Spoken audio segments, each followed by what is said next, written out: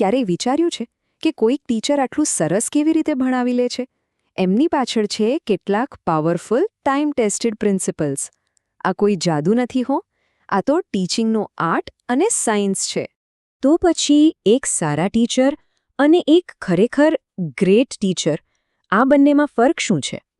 એવું તો શું છે જે એક નોર્મલ ક્લાસને એકદમ યાદગાર બનાવી દે છે? આ સવાલનો જવાબ છુપાયેલો છે અધ્યાપન સૂત્રોમાં. હવે આ કોઈ સિક્રેટ કોડ નથી, પણ ટીચિંગના એવા ફંડામેન્ટલ પ્રિન્સિપલ્સ છે જે લર્નિંગને ઇફેક્ટિવ, સિસ્ટમેટિક અને સૌથી જરૂરી ઇન્ટરેસ્ટિંગ બનાવે છે. ચાલો જરા ઊંડા ઉતરીને જોઈએ કે આ સૂત્રો કામ કઈ રીતે કરે છે. કોઈ પણ ટીચરને પૂછો, સૌથી મોટી માથાકૂટ કઈ? તો કહેશે, નવો ટોપિક શરૂ ક્યાંથી કરવો? કારણ કે જો પહેલું જ સ્ટેપ ખોટું પડ્યું તો સ્ટુડન્ટ્સનો બધો જ રસ ઉડી જાય. તો પછી રાઇટ સ્ટાર્ટ કેવી રીતે લેવો? એટલે સવાલ એ જ છે. લેસનની શરૂઆતથી જ સ્ટુડન્ટ્સનું ધ્યાન કેવી રીતે ખેંચી રાખવું? કારણ કે આ એ જ મોમેન્ટ છે જ્યાં આખી ગેમ બને છે અથવા બગડે છે. ઓકે, તો આનો સોલ્યુશન છે 2 બેઝિક સૂત્રોમાં. પહેલું, જ્ઞાત પરથી અજ્ઞાત તરફ, અને બીજું, સરળ પરથી સંકુલ તરફ. આ પ્રિન્સિપલ્સ શું કરે છે? એ સ્ટુડન્ટ જે ઓલરેડી જાણે છે ત્યાંથી એક મજબૂત બ્રિજ બનાવે છે નવી માહિતી સુધી. આ જ્ઞાત પરથી અજ્ઞાતવાળો આઈડિયા છે ને, એ બ્રેઇનમાં ગિયરની જેમ કામ કરે છે. વિચારો, જ્યારે કોઈ નવી વાતને જૂની જાણીતી વાત સાથે જોડી દઈએ તો બસ ગિયર ફિટ થઈ જાય અને સમજણનું મશીન ચાલવા માંડે. આનાથી લર્નિંગ એકદમ નેચરલ લાગે છે, ડર ગાયબ થઈ જાય છે અને સ્ટુડન્ટ્સનો કોન્ફિડન્સ બૂસ્ટ થાય છે. અને પછી તો સફળતા જ સફળતા. પણ શું થાય જ્યારે ટોપિક પોતે જ ડિફિકલ્ટ હોય? અમુક કોન્સેપ્ટ્સ એટલા એબ્સ્ટ્રેક્ટ કે કોમ્પ્લેક્સ હોય છે કે સ્ટુડન્ટ્સનું મગજ ચક્રાવે ચડી જાય. તો ચાલો જોઈએ આ ચેલેન્જને કેવી રીતે હેન્ડલ કરવી. તો કોઈ કોમ્પ્લિકેટેડ કે એબ્સ્ટ્રેક્ટ આઈડિયાને સ્ટુડન્ટ્સના મગજમાં કન્ફ્યુઝન વગર ઉતારવાની બેસ્ટ રીત કઈ? એનો જવાબ છે એક બહુ જ પાવરફુલ સૂત્રમાં: મૂર્ત પરથી અમૂર્ત તરફ જવો. એટલે કે પહેલાં એવી વસ્તુઓ બતાવો જેને જોઈ શકાય, સ્પર્શી શકાય, અને પછી એના પરથી થિયરી પર જાઓ. આનું એક ક્લાસિક ઉદાહરણ છે કાઉન્ટિંગ શીખવવું. તમે સીધા 1 2 3 શીખવવાને બદલે પહેલાં ફિઝિકલ બ્લોક્સનો ઉપયોગ કરો. એ મૂર્ત છે. પછી એના પરથી નંબર્સ અને સિમ્બલ્સ જેવા એબ્સ્ટ્રેક્ટ કોન્સેપ્ટ પર જાઓ.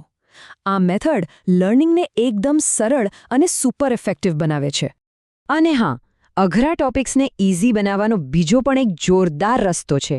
પહેલાં આખું પિક્ચર બતાવી દેવું. આ પ્રિન્સિપલ છે પૂર્ણ પરથી ખંડ તરફ. આ પ્રિન્સિપલનો સીધો મતલબ છે કોન્ટેક્સ્ટ. પહેલાં ટોપિકનું ઓવરઓલ પિક્ચર આપી દો અને પછી એને નાના નાના મેનેજેબલ પાર્ટ્સમાં તોડો. જેમ કે આખા દેશનો નકશો બતાવ્યા પછી જ રાજ્યોની વાત કરવી. આનાથી સ્ટુડન્ટ્સને સમજાય છે કે દરેક નાનો ટુકડો આખા પઝલમાં ક્યાં ફિટ થાય છે અને લર્નિંગ મીનિંગફુલ બને છે. ઓકે, તો હવે સ્ટુડન્ટ્સને બેઝિક્સ તો સમજાઈ ગયા, પણ હવે આવે છે નેક્સ્ટ લેવલ, અને એ છે એમને ખાલી ઇન્ફોર્મેશન આપવાને બદલે લોજિકલી વિચારતા કેવી રીતે શીખવવું. આ છે રિયલ ટીચિંગ. તો સવાલ એ છે કે સ્ટુડન્ટ્સને શું વિચારવું એ નહીં, પણ કેવી રીતે વિચારવું એ કેવી રીતે શીખવી શકાય. એનાલિસિસ અને રિઝનિંગની સ્કિલ કેવી રીતે ડેવલપ કરવી? આના માટે લોજિકના 2 મેઇન રસ્તા છે: આગમન અને નિગમન. આગમન પદ્ધતિ એટલે કે ઇન્ડક્ટિવ મેથડ એકદમ ડિટેક્ટિવ જેવી છે. ઘણા બધા ક્લૂઝ એટલે કે ઉદાહરણો જોઈને એક ફાઇનલ કન્ક્લુઝન એટલે કે નિયમ પર પહોંચવું. અને નિગમન એટલે કે ડિડક્ટિવ મેથડ સાયન્ટિસ્ટ જેવી છે. એક થિયરી એટલે કે નિયમ લઈને એને અલગ અલગ ઉદાહરણો પર એપ્લાય કરીને બતાવવું. બંને જ થિંકિંગ સ્કિલ્સ માટે ક્રુશિયલ છે. અને આ મેથડ્સને વધારે પાવરફુલ બનાવવા માટે 2 પ્રોસેસ કામ કરે છે. એક છે પૃથ્થકરણ એટલે કે એનાલિસિસ, કોઈ પ્રોબ્લેમને સમજવા માટે એના ટુકડા કરવા. અને બીજું છે સંયોગીકરણ એટલે કે સિન્થેસિસ, અલગ અલગ ટુકડાઓને જોડીને કંઈક નવું બનાવવું. આ બંને પ્રોબ્લેમ સોલ્વિંગ માટેના માસ્ટર ટૂલ્સ છે. ચાલો, આ બધું સમજાયું કે નહીં એ ચેક કરવા માટે એક નાનકડી ક્વિઝ થઈ જાય. આપણા સોર્સ મટીરિયલમાંથી જ એક સવાલ છે. સવાલ એ છે કે કોઈ અઘરો અને એબ્સ્ટ્રેક્ટ ટોપિક સમજાવવા માટે કઈ ટીચિંગ મેથડ સૌથી વધુ યુઝફુલ છે? અને સાચો જવાબ છે આગમન પદ્ધતિ યાદ છે? હમણાં જ આપણે વાત કરી કે અઘરા વિષયો માટે મૂર્ત એટલે કે નક્કર ઉદાહરણોથી શરૂઆત કરવી બેસ્ટ છે. આગમન પદ્ધતિ બસ એ જ તો કરે છે. એક્ઝામ્પલથી રૂલ તરફ જાય છે. જેમ કે અલગ અલગ ફળો બતાવીને ફળનો કોન્સેપ્ટ સમજાવવો. આ જ છે ડીપ અન્ડરસ્ટેન્ડિંગની ચાવી. તો આ બધા સૂત્રોને ભેગા કરીને જોઈએ તો વાત ખાલી નિયમોના લિસ્ટની નથી. હવે આપણે સૂત્રમાંથી કળા તરફ જઈ રહ્યા છીએ. આપણા સોર્સ મટીરિયલમાં આવા ટોટલ 11 અધ્યાપન સૂત્રો આપેલા છે.